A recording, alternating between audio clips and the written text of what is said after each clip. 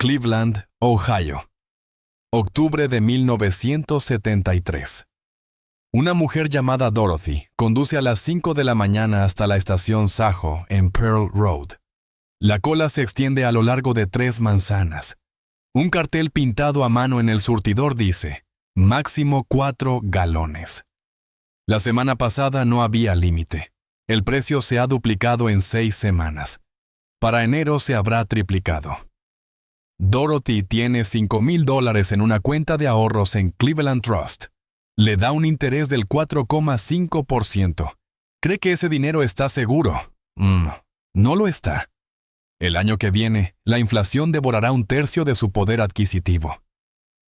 Y no entenderá por qué hasta que sea demasiado tarde. Damos un salto. Teherán, 1979. El Shah ha caído. El petróleo iraní desaparece de la noche a la mañana. El petróleo se duplica de nuevo. El DU está justo donde empezó la década, una década perdida para las acciones.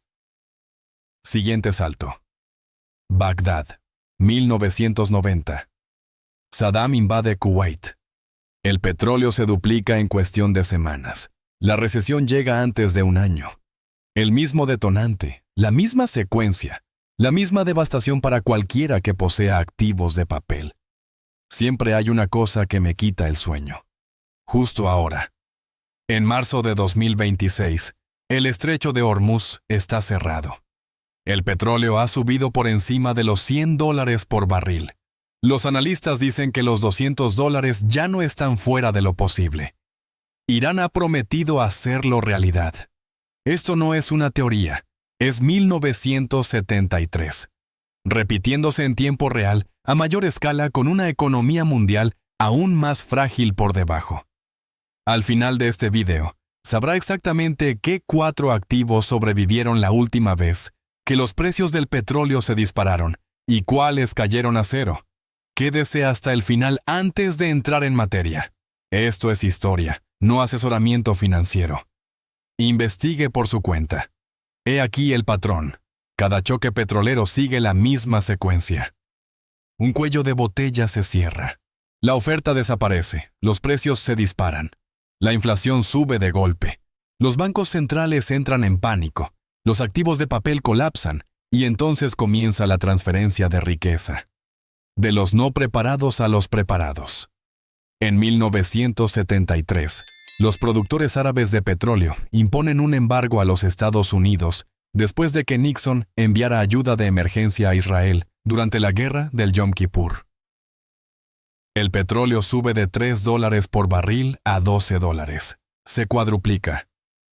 El mercado de valores perdió casi la mitad de su valor en los 2 años siguientes. Tardó casi 7 años en recuperarse. No meses. Años. 1979. La revolución iraní saca el petróleo iraní del mercado. El petróleo se duplica de nuevo. La inflación sube a los 2 dígitos. La Reserva Federal entra en pánico. Para 1981, el rendimiento de los bonos del Tesoro a 10 años alcanza casi el 16%, lo que destruye a cualquiera que posea bonos a largo plazo. 2026. El estrecho de Hormuz se cierra.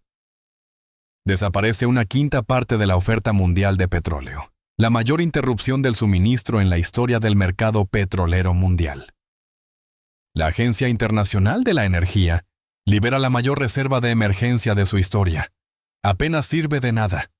El déficit diario es de 15 millones de barriles. Toda la producción diaria de los Estados Unidos. No hay un sustituto fácil. El mismo cuello de botella, la misma subida, el mismo pánico. La cuestión no es si el patrón es real. La cuestión es qué posee usted cuando el golpe se llega. Oro. He aquí lo que tanto asombra a la gente de los años 70.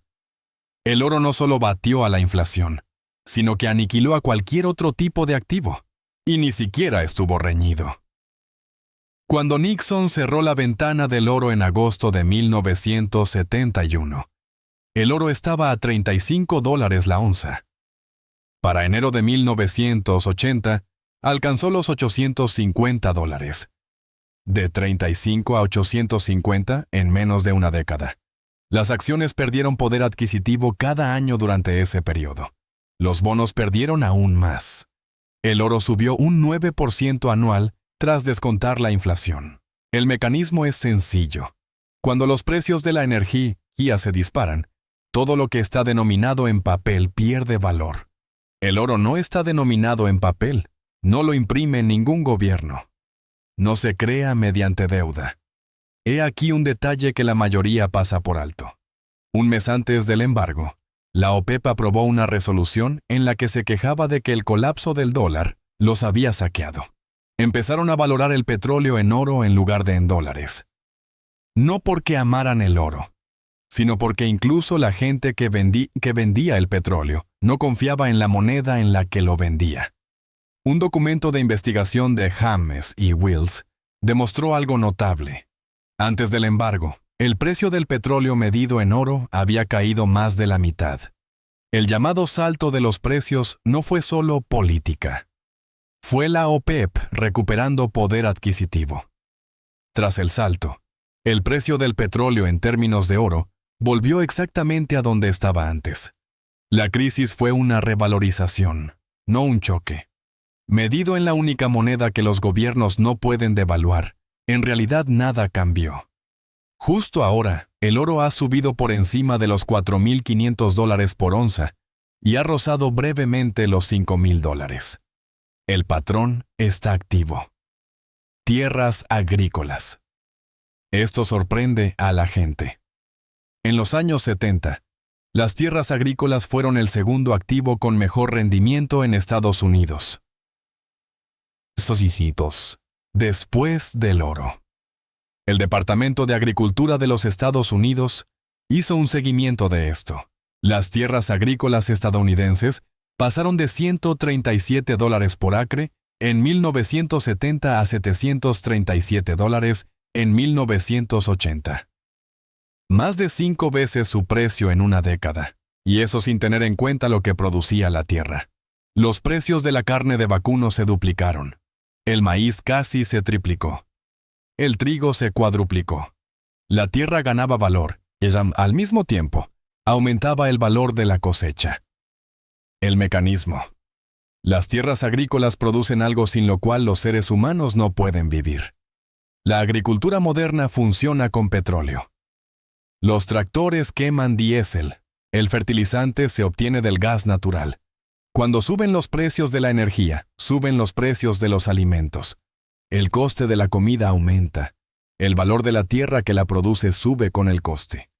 Y a diferencia del oro, ningún gobierno federal ha confiscado jamás tierras agrícolas durante una crisis financiera. Ni en 1933. Nunca. No existe ninguna orden ejecutiva para las tierras agrícolas. Un gobierno que confisca granjas crea una hambruna. Incluso los tiranos entienden ese cálculo. Breve pausa.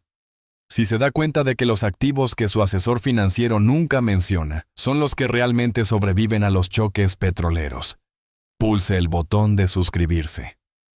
Le muestro las autopsias para que pueda reconocer los patrones antes de que se repitan. Acciones energéticas, pero con una advertencia crucial. A largo plazo, las acciones energéticas batieron al mercado general durante los años 70. Una cesta equiponderada de Exxon y Chevron, mantenida durante la década, rindió 5 veces lo que ofreció el S&P 500. Pero aquí está la advertencia que los libros de historia omiten. Durante el choque petrolero real, que debería haber sido bueno para las acciones energéticas, el crash de 1973, esa misma cesta perdió casi la mitad de su valor, igual que el mercado general. Reflexiones sobre ello. El petróleo se cuadruplicó y, aún así, las acciones energéticas se redujeron a la mitad. El mecanismo. En un pánico de liquidez, se vende todo. A los ajustes de márgenes, margin calls, no les importa lo que poseas. Las acciones energéticas se recuperaron más rápido y subieron más, mucho más. Pero primero había que sobrevivir al crash. Si vendías en el punto más bajo, los rendimientos a largo plazo no significaban nada. Las Nifty 50 demostraron lo contrario. Polaroid, Xerox, Avon. Los valores de primer orden, blue chips, que todo el mundo amaba y que cotizaban a 50, 60 o 90 veces los beneficios. Cuando llegó el choque petrolero, se desplomaron. La mayoría nunca se recuperó. Polaroid quebró. Cuando la inflación sube, el mercado deja de pagar precios premium por el crecimiento futuro. Quiere valor ahora, no promesas para después. Bonos del tesoro a corto plazo, la opción aburrida. Y el aburrimiento salvó a mucha gente. Los bonos del tesoro a largo plazo fueron aniquilados en los años 70. Un rendimiento fijo que la inflación devoró vivo cada año durante una década. Pero las letras del tesoro a corto plazo, que vencen en pocos meses, siguieron el ritmo de la inflación. Salieron más o menos a la par. No es emocionante. Pero salir a la par mientras las acciones se hunden y los bonos sangran no es aburrido. Es supervivencia. El mecanismo es el vencimiento. Las letras a corto plazo ajustan sus intereses cuando sube la inflación. Los bonos a largo plazo están bloqueados. La duración mató a los inversores en bonos. Un vencimiento corto los salvó. ¿Qué cayó entonces a cero? Las cuentas de ahorro. Dorothy en Cleveland con sus $5,000 en Cleveland Trust. El banco le pagaba un 4,5%. La inflación era del 12%. Ella le pagaba al banco por guardar su dinero. Simplemente no lo sabía, y esto es lo que los libros de historia se saltan. Las personas más perjudicadas no fueron los especuladores, fueron los ahorradores más conservadores y responsables de Estados Unidos. Las personas que hicieron todo bien, que ahorraron, que evitaron riesgos, que confiaron en el sistema, fueron aniquilados. No por un crash, sino por la erosión lenta e invisible de su poder adquisitivo, mientras su gobierno les decía que todo estaba bien. Las señales de advertencia ahora mismo. El estrecho de Hormuz está cerrado. La reserva estratégica de petróleo puede liberar 4,5 millones de barriles al día. El déficit diario es de 15 millones. La reserva no puede cubrir el hueco, puede comprar semanas, no meses. Las naciones del sudeste asiático ya están racionando el combustible. Tailandia y Vietnam se han quedado sin existencias en los surtidores. La gente no puede ir a trabajar en coche. Los mecanismos que salvaron al mundo en 1974, capacidad excedente, productores alternativos, reservas de emergencia, son hoy más débiles que hace 50 años. El patrón es visible si se está dispuesto a mirar. Dorothy en Cleveland esperó 3 horas a las 5 de la mañana por 4 galones de gasolina. No sabía que estaba viviendo una transferencia de riqueza. Nadie se lo dijo. Los periódicos lo llamaron escasez, el gobierno lo llamó temporal. Su banco le dijo que sus ahorros estaban seguros. Mientras tanto, Bunker Hunt compraba plata a $3 la onza porque había estudiado Weimar y entendía lo que ocurre cuando las monedas fiduciarias pierden su anclaje. Tenía razón, hasta que se volvió codicioso con el apalancamiento y el gobierno cambió las reglas. Pero el instinto era correcto. Los activos físicos fuera del sistema bancario mantuvieron su valor, mientras que los activos de papel no lo hicieron. Dorothy confió en el sistema. Bunker Hunt confió en la historia. El patrón es matemático. El resultado es inevitable. La única variable es usted. Vaya a diversificar ahora antes de que le obliguen a hacerlo. Si este viaje por la historia de los choques petroleros ha cambiado su visión sobre la seguridad de su propio patrimonio, suscríbase a este canal y dele a me gusta. Desenterramos las verdades históricas que se ha intentado ocultar. Proteja su futuro. Pronto compartiremos la próxima revelación económica.